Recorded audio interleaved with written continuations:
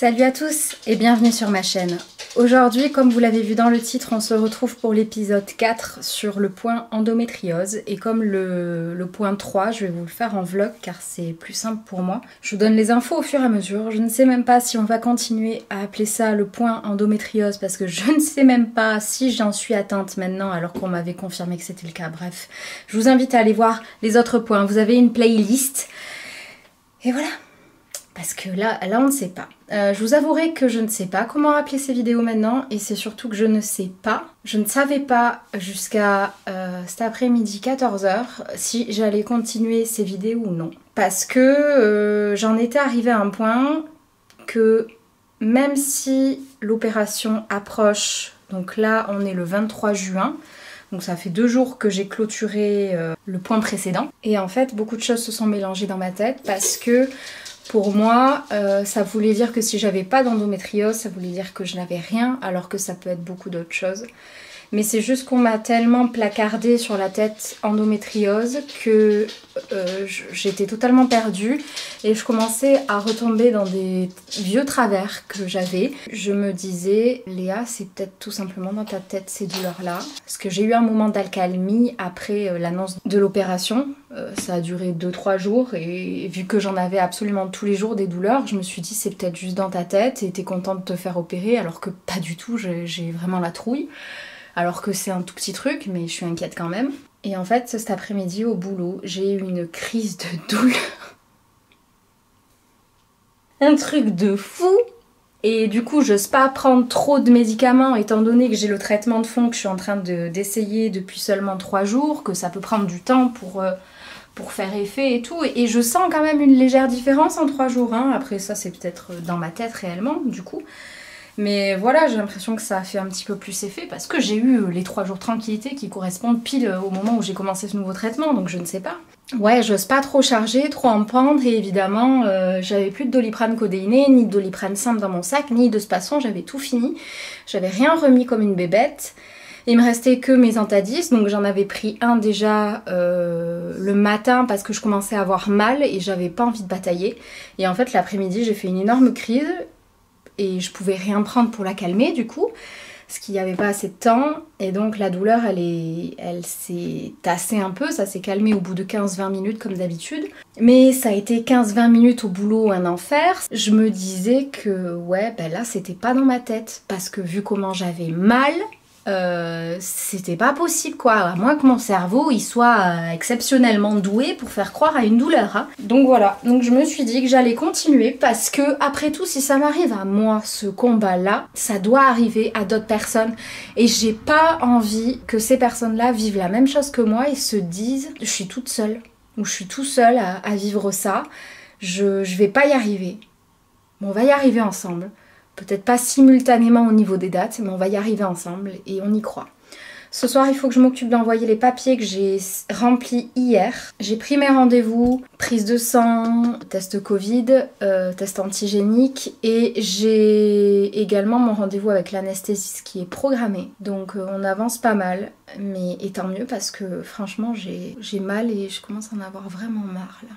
Donc j'espère que ça va me soulager, j'espère qu'on va trouver quelque chose. Le meilleur résultat pour moi là, psychologiquement, c'est que je sois soulagée avec le kyste et qu'on pose un mot sur mes douleurs, qu'on m'explique, qu'on trouve une solution. J'ai besoin de ça pour aller mieux psychologiquement en ce moment. Le 7 juillet, je sais pas pourquoi je regarde ma montre, je sais pertinemment quel jour on est. Et c'est demain l'opération. Je suis allée promener Salem, j'ai fait des courses pour les animaux pour être sûre qu'il me manque rien. Donc parce qu'il manquait du foin et j'ai acheté un gros nonos à Salem pour l'occuper demain. J'ai rangé toute la maison, maintenant je vais lancer les aspirateurs robots. J'ai préparé mes affaires, j'ai relu les papiers pour vérifier que j'avais tout et j'ai bien fait parce que j'avais oublié au taquet de trucs. On a clairement été coupé, il est 20h46. Quand je vous ai pris, il me restait à lancer les aspirateurs robots, qu'on mange et que je me douche. Donc on a mangé, j'ai lancé les aspirateurs robots, toute la maison est propre, mes affaires sont propres. Les médicaments que je dois prendre, ils sont dans la voiture, tout est prêt, il y a juste ma liseuse qui est en train de charger, il faudra que je mette mon téléphone à charger aussi et ce sera bon, j'aurai tout de bon. Donc voilà, on adore. Ah oui, chose que je déteste, Je dois tout enlever. Je, je déteste faire ça. Je dois enlever ça, là, ça. Ça, j'enlèverai demain. Pas grave, ça. Un cadeau. On est le 11 juillet, on est lundi. Je me suis fait opérer vendredi. J'ai l'honneur de vous dire que ça va mieux, parce que je peux vous raconter ce qui s'est passé. Mais on est toujours dans un enfer sans nom. Il y a un moment donné, moi je pensais juste, tu vois, on va m'opérer. Je serai un peu mal de 3 jours. Après, ça ira mieux. Je resterai tranquille au lit et tout pour pas avoir trop mal. Je pourrais monter des vidéos et tout. Que nenni. Non, non, non, non. Le destin en a décidé autrement. Et donc, on est arrivé, l'opération était programmée à 9 h. Donc, on vient me chercher. J'y vais en marchant et tout. Je me dis, cool. T'as pas l'impression d'aller te faire opérer comme ça, c'est pas mal. J'arrive là-bas. J'avais oublié d'enlever ma brassière. Obligé de faire demi-tour. On y retourne, on te met dans une salle et tout. Et en fait, on était 3 à attendre dans la salle avant qu'on te mette dans le bloc opératoire. On avait toute notre petite tenue de lumière et compagnie, bref. Ah oui, je vous ai pas dit. Je vous ai pas dit. Ces plans n'auront aucun sens, mais je suis pas bien du tout, donc j'ai pas le choix. On est arrivé là-bas, j'ai fait les papiers et je me suis fait alléger de 600 balles parce que c'était 600 balles qui étaient pris en compte, mais ils font pas le tiers payant. Voilà, donc c'est cadeau. Cadeau loulou, bref. Donc ouais, on était 3 à attendre et en fait avec nos petits dossiers et tout, et moi j'avais mon stérilet, donc les infirmières ont su que c'était moi qu'elles venaient chercher. On commence à déconner et tout, et quand je suis stressée, je déconne beaucoup en fait. Donc elles ont compris. Elles ont compris, on se lançait des blagues de merde, on m'a installée et tout. Alors déjà, on m'a installée avec les pieds en l'air, là, dans leur table. J'étais très à l'aise, évidemment. Tout le monde essayait de déconner avec moi. L'infirmière en anesthésie qui arrive, qui me met la perf et tout, qui essaye de déconner avec moi. Tout le monde ils étaient tous franchement adorables. Adorable, adorable, adorable. Je pense que je me serais enfuie sinon. Donc j'entends en plus un médecin, je pense que c'était un interne, un américain qui venait voir ou je sais pas quoi, il parlait américain et j'étais pas sous anesthésie encore donc je m'en souviens parfaitement. L'anesthésiste rentre et tout et il me dit bon ben on va commencer madame, hein. Allez c'est parti, pensez à un truc agréable que vous aimez, vous allez en rêver. Je savais pertinemment que c'était faux mais bon je me suis quand même concentrée sur Salem et mon chéri. Voilà, et j'ai commencé à avoir trouble et paf, je me suis réveillée dans la salle de réveil. J'avais extrêmement mal, j'essayais de les appeler et personne m'entendait, donc mais on m'a remis autre chose et ça allait mieux. L'anesthésie, franchement, sans vous mentir, jusqu'au lendemain, je sentais que j'étais shootée, ça allait pas. J'étais obligée de lutter pour rester réveillée, je déteste ça en plus. Bref, j'avais mal, mais ça allait, je savais que ça allait être dur. On va faire les papiers et tout, ça a été encore une histoire rocambolesque entre les services qui se prenaient la tête et tout. J'avais l'impression d'être au taf, j'étais là, mais les gars, sinon je viens de me faire opérer, j'aimerais rentrer chez moi, il y a 2 heures de route, allô quoi. Bref, on rentre, mon chéri me donne mes médicaments et tout, j'essaye de manger, je dors. Et le lendemain, ça a commencé à être la catastrophe parce qu'en fait je me rendais compte que j'avais extrêmement mal. Mais encore le samedi, ça allait. Je pense que j'avais toujours un peu d'anesthésie. Et ouais, c'était compliqué, mais ça allait. En fait, je passais mon temps à dormir. Et dimanche, c'est là où les emmerdes ont vraiment commencé, parce que j'ai commencé à avoir des contractions, le stérilet, quoi. Et je m'y attendais. J'aurais dû lancer les paris avec le chirurgien. J'aurais dû. Et en fait, ouais, c'était soit je dormais, soit j'avais mal. Donc j'ai passé ma journée à dormir hier. Et en fait, en fin de journée, ça allait mieux, sans doute parce que je me suis reposée. Et je me suis dit, ok, cool, tant mieux et tout. Et en fait, ce matin, quand je me suis réveillée à cause de la douleur. Et une douleur, mes pauvres, en fait, c'est comme quand j'ai mes crises, quoi. Pareil. Pareil, sauf qu'en plus de ça, j'ai des points, je sens que mon corps, il est fatigué et tout. Et bref, je suis pas à l'aise, quoi. Et je me suis dit, vas-y, je vais crever. C'est pas possible. Et 13h30... Moi qui avais espoir aujourd'hui de pouvoir au moins mettre une machine en route, m'occuper des animaux pour avancer mon chéri qui bosse lui en même temps, pas du tout. Déjà me faire à manger c'est un exploit, me doucher j'arrive même pas. Du coup, j'ai la clinique qui m'a appelée, ben normal. Ce week-end, ils n'avaient pas pu m'appeler, donc ils appellent pour savoir comment ça se passe. Et je lui dis voilà, que c'est la catastrophe, enfin, que c'est la catastrophe, que c'est super compliqué. Ben, en fait, j'ai un chirurgien qui m'a appelé, pas celui qui m'a opéré, mais son collègue, et qui me disait que voilà, que c'était sans doute le stérilet que mon corps avait du mal à supporter, donc il fallait que je reste encore tranquille 72 heures, et que si dans 72 heures ça s'améliorait pas, que j'avais toujours mal, c'était écho en urgence. Et que en fonction, on me l'enlèverait. Si dans 15 jours ça allait pas mieux, qu'on me l'enlèverait. Donc je me dis 15 jours comme ça, moi je vais me tirer une balle, c'est pas possible. Qu'est-ce qu'on a trouvé? Donc je me suis réveillée, il est venu nous voir. Il m'a dit oh, vous avez l'air pas mal réveillé. J'avais envie de lui dire mais mec, en fait je suis en train de me battre là pour rester réveillée et pour entendre ce que tu as à me dire. Donc accouche, en fait, accouche. Donc le kyste n'y était plus, donc c'était bien un kyste fonctionnel, donc c'était pas lui qui me causait les douleurs. Il a bien posé le stérilet avec l'aide de la caméra, donc au moins on est sûr qu'il est bien placé, sauf si bien sûr entre temps il y a eu une couille dans le potage, ce qui est fort probable.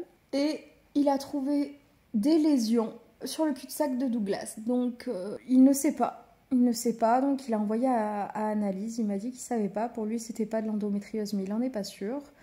Donc comme il me disait, je vais pas vous dire que c'est un truc alors que ça l'est pas forcément. Il préférait envoyer à analyse et qu'on en reparle en septembre quand j'aurai rendez-vous avec lui. Voilà. Donc je ne suis pas folle, il y avait bien quelque chose. C'est déjà un bon point, mais je continue à souffrir. Et si j'ai bien compris ce qu'il a dit, quoi, c'est que c'est des lésions, donc ça revient. Donc je vais être comme ça tout le long de ma vie. Voilà. Est-ce qu'on est heureux? Pas du tout. Pas du tout, et j'en ai un petit peu marre de souffrir, mais c'est comme ça. J'espère vous reprendre et vous dire que je vais mieux. On verra. Nous sommes le samedi 16 et comme vous le voyez, ça va pas mieux en fait, ça continue. Il y a 2 jours de ça, je me réveillais encore à cause de la douleur. Là, ça n'arrive plus, mais dès que je bouge un peu trop, donc qu'est-ce que j'appelle trop bouger dans ces moments-là? Là, en ce moment, trop bouger, c'est juste par exemple aller m'occuper des animaux. Donc si je m'occupe des animaux ou que je vais me doucher, et bien ça va pas. C'est intenable en fait, c'est intenable. Mes points de colle sont en train de sauter, donc ça c'est une très bonne nouvelle. Mais je pensais avoir la paix et en fait, dès que je commence à plus avoir mal et que je me mets à bouger, c'est pire. C'est pire après, donc j'ai pris rendez-vous mercredi chez mon médecin. On va voir ce qu'on fait. On va voir ce qu'on fait, mais ça me saoule un petit peu d'avoir fait tout ça pour qu'on finisse par m'enlever le stérilet, alors que bon, voilà quoi. On m'opérait pas que pour ça, mais ça me saoule. Nous sommes le 15 août, je cherche un endroit où vous installer. Voilà, comme d'habitude, c'est mes fringues qui serviront de trépied. Je prends aujourd'hui pour faire un petit peu un débrief. Ça fait 2 semaines que j'ai repris le boulot. Ça a été très difficile parce que j'ai continué à avoir des douleurs, à devoir prendre des médicaments tous les jours, plusieurs par jour. Aujourd'hui, hier pour la première fois, j'ai réussi à ne prendre qu'un seul médicament en plus de mon traitement de fond, qui est un véritable miracle pour moi. J'ai le ventre qui gonfle beaucoup plus facilement, rapidement, comme vous voulez, que d'habitude. Je ne supporte toujours pas mes pantalons. Donc heureusement que d'un côté il fait chaud parce que comme ça je me mets en robe, en jupe, je trouve des solutions quoi. J'ai mes jambes qui gonflent aussi, je fais beaucoup de rétention d'eau, donc c'est peut-être tout simplement le manque d'exercice, mais bon. C'était compliqué de faire quoi que ce soit parce que j'avais toujours mal. Je reprends depuis 2 jours les balades avec Salem. Donc on marche avec Léa et Nino environ 30 minutes à 45 minutes là. Donc c'est bien, demain je vais réessayer, ça me fait du bien. J'ai essayé de reprendre le yoga, mais le yoga et la méditation, mais ça m'énerve parce que j'ai beaucoup perdu étant donné que j'ai pas fait depuis quelque temps. J'ai eu le compte rendu de mon opération, donc il dit qu'en effet il a trouvé des lésions vésiculeuses. Donc ça peut... c'est le terme banal pour dire des lésions là. Donc j'ai plutôt hâte d'avoir rendez-vous le 7 pour savoir ce que c'est, mais j'ai une trouille monstrueuse en fait qu'on me dise que mais c'est rien. Voilà. Sauf que bon, pour arriver à ce point-là, enfin il a trouvé quelque chose, mais j'arrive pas à me dire que c'est quelque chose qui va nous permettre d'arriver au diagnostic. J'ai peur qu'encore une fois on m'enlève un diagnostic. Ça me fout une trouille monstrueuse. Donc c'est compliqué parce que j'ai toujours des crises de douleur. Ça me réveille plus la nuit. Ça c'est vraiment un gros plus, donc ça veut dire que la nuit je dors. Et ça, juste ça fait beaucoup, mais bon, je me rends compte que j'ai pris du poids à cause des médicaments, que je suis beaucoup moins en forme parce que je marche plus, je fais plus de yoga, je fais plus de méditation. Donc petit à petit, je me remets à tout ça, voir un petit peu, et j'attends en fait de ce rendez-vous pour voir ce que je fais. Je pense que je vais finir par prendre un carnet et noter tout ce que je mange chaque jour, si je vais me promener, combien de temps, et que je note quand c'est que j'ai des douleurs pour voir s'il y a un rapport entre ce que je mange, etc. Parce que l'endométriose, il faut savoir que selon ce que vous mangez, ça peut dérégler les choses. Et c'est surtout que là je me dis, depuis 2-3 jours, je trouvais que mon ventre gonflait encore plus que d'habitude, et c'est juste que j'ai pas pris le bon lait. J'ai pas pris un lait sans lactose, j'ai pris un lait normal. Donc ça prouve bien que déjà le lactose ça me pose problème. À petite dose ça va, mais dès que j'en prends trop ça va plus. Je suis un peu mitigée, je suis un peu perdue. J'ai juste hâte d'avoir ce rendez-vous là pour savoir si on avance ou pas, ou s'il va falloir que je trouve des solutions moi-même en ayant voir par exemple une diététicienne ou une nutritionniste. Je sais même pas les différences. J'espère vraiment qu'on va avancer le 7. Et c'est bientôt, hein, on est le 15 août, donc ça va vite arriver, mine de rien. Nous sommes le 7 septembre, il est 21h15. Bon, c'est l'heure pour moi d'aller me coucher, mais bon, on avait le rendez-vous aujourd'hui avec le spécialiste pour le post-op. Et donc, savoir le fin mot de l'histoire. On est rentré super tard, quoi. Mais bon, c'était pour la bonne cause. J'avais très peur. Vraiment, je vais pas vous mentir, j'avais très peur qu'on me dise que c'était rien. J'étais terrorisée à cette idée-là parce que dans ma tête c'était si on trouve pas là alors qu'on m'a opéré, j'arrête de batailler. Et j'essaierai de faire comme je peux. Voilà. Et il s'est avéré que c'est bien de l'endométriose. Donc on a bien trouvé dans le cul-de-sac de Douglas et il m'a dit que là les douleurs que j'avais, c'était normal en fait. Ça a baissé d'intensité. Là, je vous ai même pas dit en fait. Je ressens beaucoup plus, je sais pas comment vous expliquer. La douleur a baissé et du coup c'est plus un fouillis. J'arrive à localiser la douleur, mais ça faisait tellement longtemps que j'avais mal en continu, que c'était n'importe quoi. Et en fait la douleur localisée, ça correspond bien à ce qu'il a trouvé. Donc on a trouvé dans le cul-de-sac de Douglas des lésions. Donc ça veut dire que c'est une endométriose de stade 4, donc en profondeur. On dit que c'est l'endométriose la plus douloureuse, mais bon, après je pense que ça dépend des personnes. Après j'ai très mal, hein, mais bon voilà. Je sais pas, pour moi c'est pas parce que vous avez un stade moins profond, moins avancé que c'est moins douloureux. Et oh les gars, je peux parler? Mais c'est pas tout. En fait, il a regardé les images un petit peu après. Et en fait, j'ai aussi une plaque, mais qui a été cicatrisée. Mais bon, ça s'en va et ça revient au niveau digestif. Donc, ce qui explique du coup mon transit qui fait n'importe quoi, les douleurs que j'ai, la cruralgie, ça explique tout. Et si vous saviez comment ça fait du bien pas au moral, parce que c'est une maladie quand même. Ça veut dire que ces douleurs, je vais les avoir à vie et je sais que ça va être très dur. Mais là, c'est surtout que on a enfin mis le mot sur ce qui m'arrive. Et après 15 ans à avoir bataillé tous les jours jusqu'à que j'abandonne à mes 18 ans, parce que j'en avais marre de me faire traiter de cinglé en fait. Et là, on pourra pas me l'enlever. Ça a été prouvé, il a fait des prélèvements pendant l'opération, il a envoyé à l'analyse, donc c'est bien ça et c'est pas autre chose. Et ça me soulage beaucoup. Donc là, j'ai pris rendez-vous chez mon médecin. Il veut que j'aille voir une naturopathe pour essayer de voir, parce que j'ai mon ventre qui gonfle énormément. Il le faisait déjà avant, mais là, c'est-à-dire que je supporte plus aucun jean en fait. Je peux plus m'habiller normalement. Donc c'est très triste, ça m'embête beaucoup, ça m'a mis beaucoup en colère les premières fois où je me suis rendu compte, voilà, là ça fait 2 mois et j'ai toujours pas pu passer un jean, à part un jean que j'ai en 42, que je mettais justement quand j'avais des crises de douleur pour que je sois plus confortable. Et là, c'est un pantalon que je peux à peine mettre en temps normal. Et pourtant, j'ai pas grossi, loin de là. Je veux que je fasse de la kiné et de l'ostéopathie pour essayer d'alléger mon corps au maximum, quoi, parce que vivre pendant 15 ans de douleur sans qu'on prenne en compte, y a plein de choses qui se répercutent dans le corps, hein. Mon dos a été impacté, ma colonne, etc.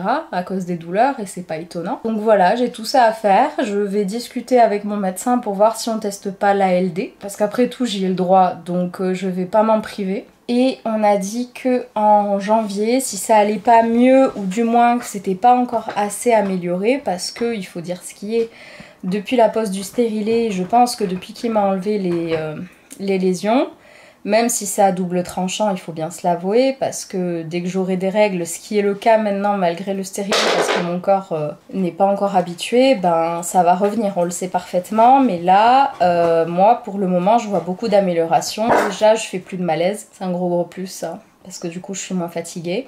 Pareil, je me réveille plus la nuit, donc ça c'est un gros plus également. Mais les douleurs sont toujours là quand même, je suis quand même obligée de continuer mon traitement avec la codéine, etc. Donc là, si en janvier on voit que c'est pas passé, que j'ai pas pu baisser le traitement parce qu'il aimerait bien que je baisse, que je fasse sans le traitement de fond, le Laroxyl qu'il m'avait prescrit, que je fasse sans pour éviter une accoutumance, quoi, tout simplement. Si en janvier on voit que c'est pas encore assez bon, il va me prescrire un petit truc, donc c'est pas celui que la plupart à mon avis connaissent, pas le petit truc carré qu'on voit partout pour soulager les règles, même si je pense que je vais voir avec mon médecin comment on peut faire, si avec l'ALD c'est pris en charge ou pas, ça serait intéressant. Et en fait c'est un autre qui se fixe derrière le mollet. Et vous allez me dire pourquoi. Eh bien, c'est tout simplement que ça soulage les douleurs du nerf, en fait, qui m'impactent et qui remontent jusqu'à la zone problématique, disons. Et apparemment, ça soulage les femmes qui ont, une atteinte comme moi dans le cul-de-sac de Douglas. Donc ça serait quand même intéressant à tester. Il veut qu'on le fasse après parce qu'il me dit, normalement, une pose de stérilet, il faut attendre 6 mois pour voir s'il y a des effets positifs ou non.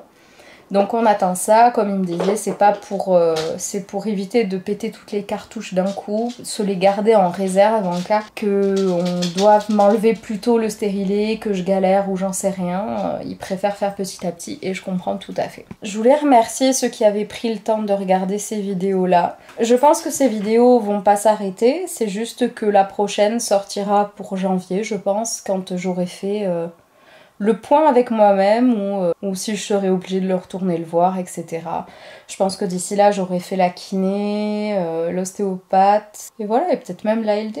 Donc on verra d'ici là où on en sera, et je pense pas le refaire en vlog parce que comme ça je me poserai vraiment pour tout vous raconter. J'espère que cette vidéo vous aura plu quand même. N'hésitez pas à mettre un pouce bleu.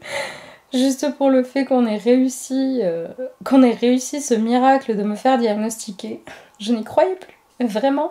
Et là, je réalise pas encore. Clairement, je réalise pas. Dites-moi en commentaire ce que vous pensez de tout ça. Si vous êtes atteinte d'endométriose, ça serait intéressant que vous me parliez un petit peu de vos traitements, combien de temps ça a duré, vous, votre découverte, si vous avez trouvé quelque chose qui vous aide, qui vous soulage, voilà. N'hésitez pas à me dire tout ça.